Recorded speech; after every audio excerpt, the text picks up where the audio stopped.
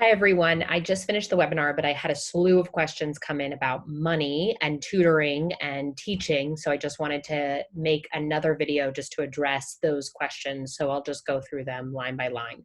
So the first question has to do with, what if I have unpaid invoices from my clients and they are now kind of coming back to me and saying that they're going to have trouble paying for the time that I spent with them in, let's say, February or March.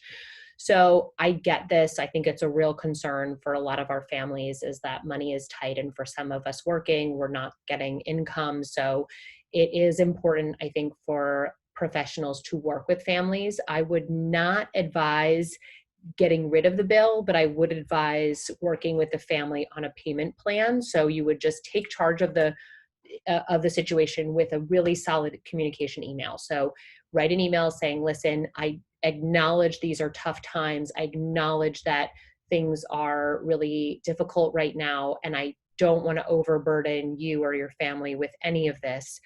I would like to work out a plan with you that we can both agree upon regarding the bill. And I'm wondering if this, and propose something, like maybe you could say, starting in July, are you able to pay me this amount of money per month? And I can just invoice you each month for that amount of money. In addition, I just want to give you something. So I think it would be great if you could add a little value to your relationship with this client by saying, I can provide your child with a 15-minute or, a brief check-in every week, or I'm really hoping to continue to support your child. I'll send a quick video connecting with your child around what we've been doing just to help them, or here's a quick video that you can share with them, even if, just give it to them. That's really great. So anything you can do to add value, I think that's the concept I really want to drive home in this video, is that you want to add value right now. Don't take away your monetary value. You add value to the work that you're doing by adding new skills and deliver more to your families so they really understand what they're paying for. Let's be honest, families are paying for certain things right now. So, I mean, if we can all go and purchase, I'm not minimizing this by saying this, I hope you know, but it's like, we are purchasing certain things. And there are businesses right now that are benefiting from this particular circumstance. So I just think that we have to position ourselves to our families as, I've got you, I'm serving you first and foremost. We'll work out the money, but we do need to work out the money eventually. So even if it's delayed and so on and so forth.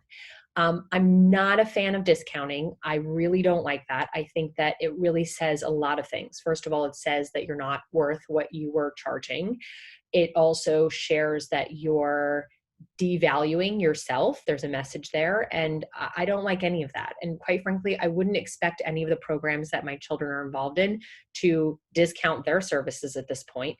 In fact, the best businesses that I've worked with have actually sent emails to me saying, here's all the things we're doing for you with that tuition money that you spent on this dance class. Here are all the things that we're doing that are going to engage your child and continue to engage your child during this time.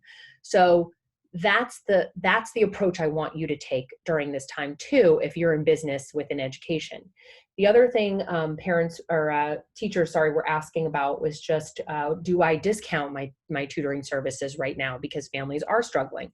And I would say again, no, please don't discount your services at this point. I think if families need to work with you, they will contact you and they will talk with you about that personally. And by all means, you should offer those sliding scales for customers that really do need to have you do that, and whatever you can do to work with them for a small amount of time, right? So let's say you can say, all right, you can't afford my $200 an hour tutoring session, but you can afford $100 an hour, and let's just do that until the end of this school year, and then we'll see where things lie. So these are okay things to do, but I would really take it on a case-by-case basis, and I would not make assumptions that any family is in a position that they're going to need you to discount your services. So you should approach families. Of course, I hope you're connecting with them and asking them, how are you doing? How are you doing? How are you doing? And if it comes up, you can address it with that family. The other thing is that I know remote tutoring is in traveling, it's not in person, but your value is your value. You've spent a lot of time and energy on creating your professional equity. And when I deliver to my students online, I deliver. So there's something that I've worked really hard on, and I'm not going to deliver something that's half-assed or not thoughtful or not productive. And so just as if I'm in my in-person sessions, when my students engage online, they are getting what they need. And I'm going to figure out a way to get that to happen. So I'm not going to devalue myself in those situations.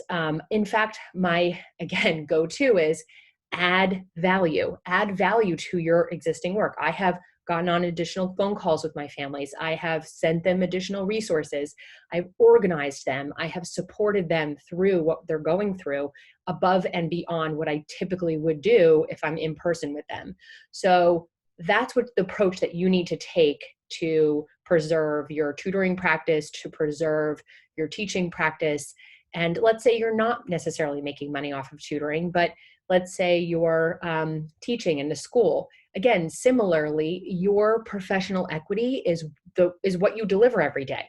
It should be at the top level every day, because I mean, it just makes you feel good, and it's valuing yourself and your work ethic and your professionalism and the creativity that you have in your own brain, and you're elevating our collective profession by approaching it that way. So I think it's really important that we as teachers act in a way that is of value.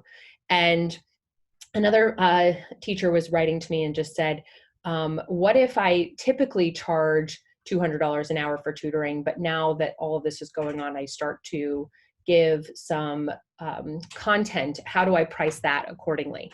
Well, I've really struggled with this too, because I created an online course and I was struggling with where to price it, because it's so valuable and it's so good. And there's so many skills in there that I had to spend hours and hours and hours developing for myself, that I'm then handing off in a really turnkey way to the teachers who are taking that course. So it's going to allow those teachers to elevate their game, make more money, do all the things they need to do. So but I also wanted to be sensitive to our current environment and price it at a point where, let's say I'm going to take the course, I wouldn't mind spending money on it, because if it really sucked, then I would be out a certain amount of money that I could live with.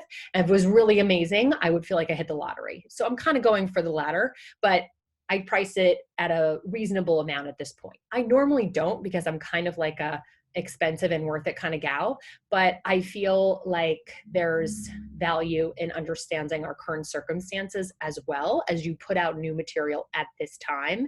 So you can kind of balance it a little bit. I'm not interested in charging $5 on Teachers Pay Teachers for something that took me 10 hours of my time and expertise to create.